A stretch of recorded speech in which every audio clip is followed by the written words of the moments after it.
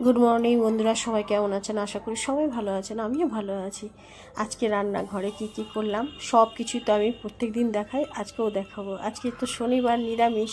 ভালো মাছের কাঁচা কলা ভাজা হবে, আর ঢেঁড়স আর পটল ভাজা হবে। আর ছানার রেসিপি যেটা হয়েছে সেটা রিম্পা করে নিয়েছে, সেটা তো আমি দেখাতে পারিনি, সেটা তখন আমি কাজ করছিলাম, বাইরের কাজগুলো, ওই জন্য আমি ভিডিও করতে পারিনি। তবে আমি যেটা ভিডিও করেছি সেটাই আমি দেখাচ্ছি।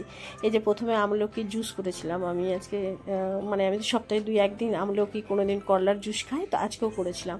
প্রথমে গা থেকে সব ইয়েগুলো, আমলকির সব ইয়েগুলো নিয়ে নিলাম, ছুটিয়ে ছুটিয়ে, মাঝখানে বীজ থাকে, সেটা ছুটিয়ে ছুটিয়ে নিয়ে ভালো মতন করে আমি মিক্সিতে পেস্ট করে নিলাম। পেস্ট করে ওর মধ্যে হাফ গ্লাস জল দিলাম, হাফ গ্লাস জল দিয়ে ছাঁকনি দিয়ে পেস্ট করে ছেঁকে নিলাম। এই ছাঁকাটা ফেলে দিলেও হয়, আবার যদি মনে করে যে এটাকে আবার কিছুটা আমলকি দিয়ে আবার পেস্ট করবো, তো পেস্ট করা যায়। তো আমি ফেলেই দিই, আমি রাখার ঝামেলা হয় বলে ফেলে দিই। ভালো করে চামচ দিয়ে চেপে চেপে নিয়ে আমি ফেলে দিই। অনেকে আবার কি করে, ওটা আবার রেখে দেয়, দিয়ে আবার আমলকি দিয়ে চুষ করে খায়, কিন্তু আমি করি না, আমি ফেলে দিই, রাখার ঝামেলা। তো আমি এটা খেয়ে নিই। এটা খালি পেট, ভরা পেট বলে কোনো কিছু নেই, খেলেই হলো। তবে বিকেলের দিকে, সন্ধ্যের দিকে না খাওয়াটাই ভালো। 10টা থেকে 2টো, 2:30, 3টে পর্যন্ত খাওয়া যায়।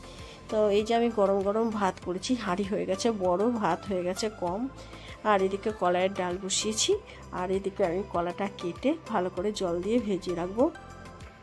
আর এটা ঘুগনি হবে ছোটো ছেলের জন্য, তো আমি ঘুগনি রেসিপিটা দেখাবো না, কেন এর আগে আমি অনেকবার দেখিয়েছি।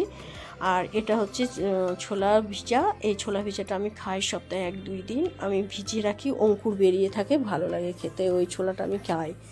দিয়ে এই যে কড়াইয়ে তেল দিলাম, তেল দিয়ে আমি দিয়ে দিলাম কলাটাকে ভালো করে অল্প করে লবণ হলুদ যে পরিমাণ এতে দিয়ে দিতে হবে। দিয়ে আর কোনো ওর মধ্যে কিন্তু জল টল দিতে হবে না, আঁচটাকে কমিয়ে দিতে হবে, আর অল্প অল্প ঢেকে ঢেকে করতে হবে।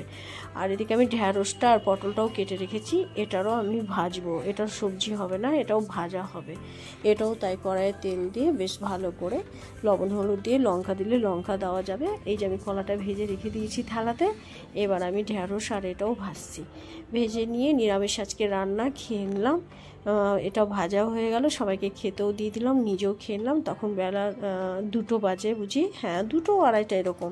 তো ছোটো ছেলেকে বললাম আমাকে আজকে জড়াতলা নিয়েছ, ও আবার আমাকে বলে ঠিক আছে রেডি হও। আমি তাড়াতাড়ি করে খেয়ে নিয়ে আবার একটু রেডি হলাম, জড়াতলা যাব বলে ছেলের সাথে স্কুটিতে করে বেরিয়ে গেলাম জড়াতলা। জড়াতলায় দেখলাম অনেকেই পুজো দিচ্ছে। তখন ঠিক 4:30, 4:45, হ্যাঁ 4:30, 4:45 বাজে।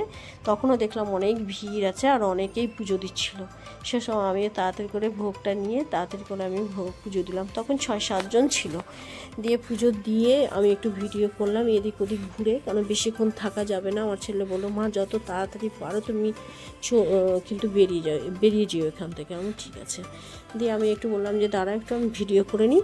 তারপরে আমি একটু মন্দিরের সামনে থেকে একটু ভিডিও করলাম। বেশি ভিডিও করতে পারছি না, তাড়াহুড়া করছি বাড়ি আসার জন্য, কেন ছেলের পড়া বন্ধ করে আমি নিয়ে গেছি। তো এবার আমি চলে আসছি, এই যে ছেলের সামনের দিকে হাঁটছে, তাড়াহুড়া করছে, আমি পেছনে পেছনে আসছি। আর রাস্তায় আস্তে আস্তে একটু ভিডিও করলাম রাস্তা। তো আমি ভাবলাম যে যেটা দিয়ে নিয়ে এসেছে সেটা দিয়েই মনে হয় যাবে, তো না, এটা অন্য রাস্তা দিয়ে যাচ্ছে। পেছনে আর একটা রাস্তা আছে, ওটা রাস্তা ভালো, যেটা এসেছিলাম সেই রাস্তাটা প্রচণ্ড খারাপ রাস্তা। তো বললো যে মা চলো যাওয়ার টাইমে অন্য রাস্তা দিয়ে নিয়ে আসবো। তো এই রাস্তাটা আমি কোনো দিন আসিনি, প্রথম সেই রাস্তা দিয়ে নিয়ে আসছে। দেখলাম রাস্তার ধারে অনেক বাড়িঘর আছে ঠিকই, কিন্তু রাস্তাটাও খুব ভালো, কিন্তু আমি কোনো দিন আসিনি, ওই জন্য আমি ভাবলাম একটু ভিডিও করি। এবার বাড়ি যখন আসছি 5:30, তখন দেখছি ফুলের গাছগুলো, ফুলগুলো সতেজ হয়েছে, ওটারও একটু ভিডিও করে নিলাম। তা আমার ভিডিওগুলো কেমন লাগছে কমেন্ট করবেন। আমার